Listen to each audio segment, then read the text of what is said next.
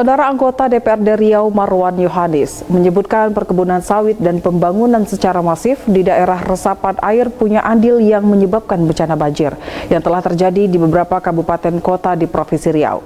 Marwan juga menepis pendapat yang mengatakan bahwa curah hujan yang tinggi selama sepekan terakhir membuat debit air menjadi terlalu banyak hingga tak tertampung oleh sungai. Anggota DPRD Riau Marwan Yohanis mengatakan masifnya hujan bukan menjadi penyebab banjir. Namun karena kalau turun hujan air langsung ke aspal, dan dari aspal langsung ke sungai. Tidak ada lagi tempat untuk air itu meresap atau tanah yang bisa menahan air itu terlebih dahulu.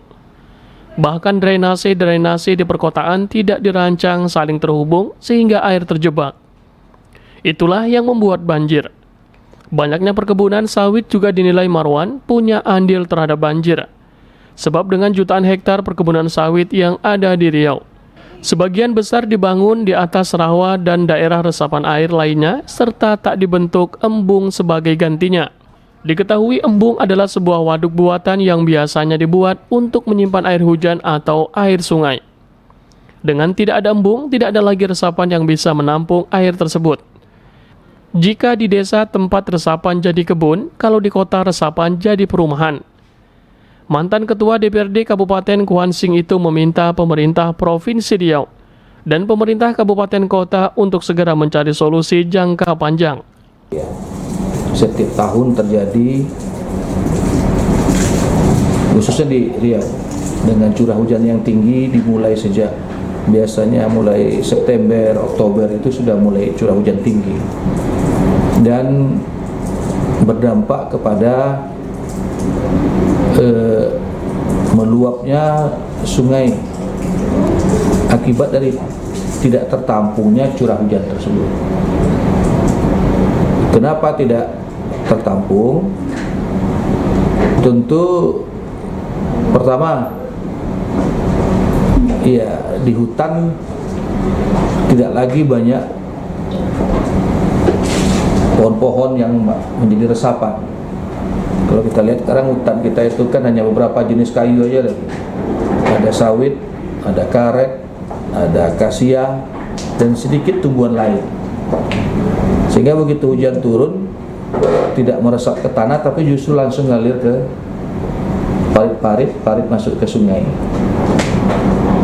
Yang kedua, resapan. Kita tahu dulu yang namanya hutan gambut sebagai resapan, atau ada semacam danau kecil atau embung secara alami.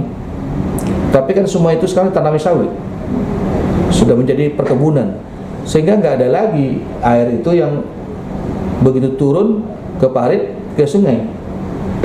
Nggak ada lagi tempat pengendapannya, tidak ada lagi resapan yang bisa menampung air tersebut. Biasanya kan dipenuhi dulu resapan-resapan itu, danau-danau kecil itu, baru udah tak terampung di situ, baru lari ke sungai. Kalau sekarang kan semuanya begitu turun, masuk hutan ke sungai, masuk perkotaan ke atap kita, langsung ke aspal masuk parit langsung ke sungai. Kalau di kampung resapan jadi kebun, kalau di kota resapan jadi perumahan.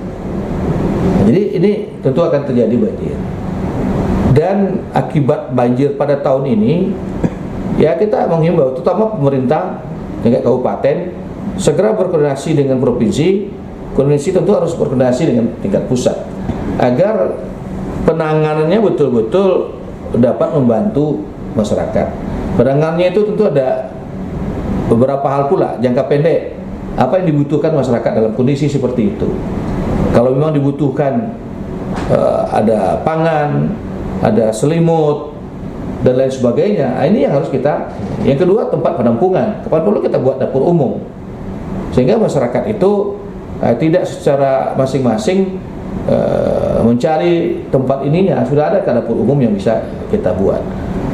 Nah, untuk itu kita mendorong pemerintah kabupaten, pemerintah provinsi, koordinasi juga dengan pemerintah pusat. Jangan ketika ada hal yang menguntungkan, ya kita campur tangan pusat cukup tinggi. Tapi ketika hal yang seperti ini, ya kita juga berharap pemerintah pusat segera juga mengkondisikan gitu. Memang skalanya sudah ditetapkan juga. Kalau yang tingkatnya seperti ini ya mungkin cukup ditangani oleh kabupaten. Yang seperti ini mungkin ada provinsi dan sudah bencananya luar biasa mungkin jadi ke nasional. Namun demikian kan pemerintah kabupaten maupun provinsi ini kita harus melakukan koordinasi karena dampaknya sudah cukup luas. Apalagi sekarang ini makin hari tidak makin surut. Surut paling sejengkal, 2 jengkal hari ini, besok naik lagi karena di hulu masih terus ada hujan. Penanganan juga begitu. Jangan kita hanya menangani BPBD dan pemerintah itu, penanganan banjir itu tidak dengan Indomie gitu.